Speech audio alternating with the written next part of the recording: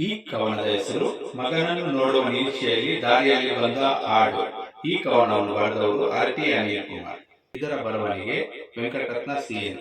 ನನ್ನ ನಳಿಗೆ ನಿನ್ನ ಕಳಿಗೆ ನಾ ಸೋತೆ ನಿನ್ನ ಬಿಸ್ಮಾತಿಗೆ ನಾ ಸೋಲಬೇಕಾಗಿ ನೋಟಕ್ಕೆ ಆ ಒಂದು ಸಂಜೆ ಆ ನಿನ್ನ ನೋಟ ನನ್ನನ್ನು ನೋಡಿ ಕೊಲ್ಲೋದು ಯಾಕೆ ಮುಸ್ಸಂಜೆ ಬೇರೆ ಮುದ್ದಾದ ಮಾತು